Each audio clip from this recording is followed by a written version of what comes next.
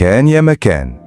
في الشمال ديال المغرب كاينه مدينه صغيره في الحجم ولكن كبيره في السحر ديالها. مدينه كيقولوا عليها الناس سبته اللي ما كتنعش. انا قررت نزورها باش نعرف السر ديالها.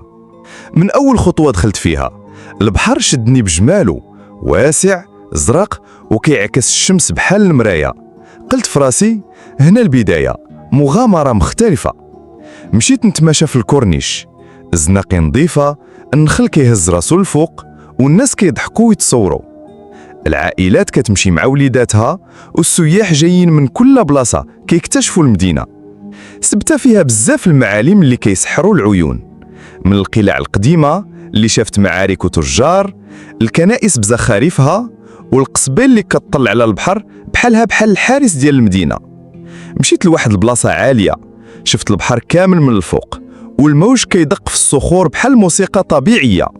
السياح كيقفوا يتاملوا المنظر وانا حسيت بحالي في حلم.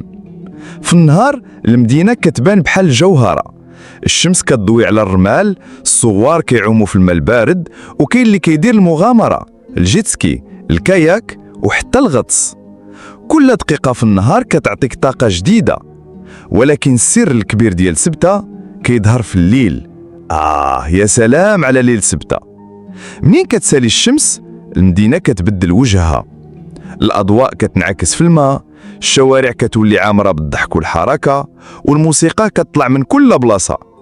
المطاعم كتفتح ابوابها، والمأكولات البحريات كتزين الطاولات، الحوت الطري، الكالامار المقلي، والبايية اللي كتخلي ريحتها تعمر الزناقي.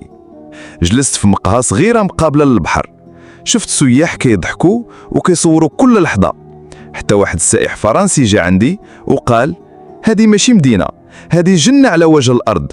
ابتسمت وعرفت باللي كل واحد كيدخل سبته كيخلي فيها جزء من قلبه. كل خطوه في المدينه كتزيد تعلقك بها، جبل موسى اللي باين من بعيد بحال اسطوره، الميناء المضيء بحال النجوم، والازقه الصغيره اللي عامره بالزهور والضحك. وانا خارج من سبته سمعت صوت البحر بحال اللي كيقول لي غادي ترجع، لان المدينه اللي ما كتنعش عمرها ما كتخلي زائرها ينسى. ومن ذاك النهار وانا كنقول سبته ماشي غير وجهه سياحيه، سبته قصه كتعيشها وسحر كيخلط في القلب.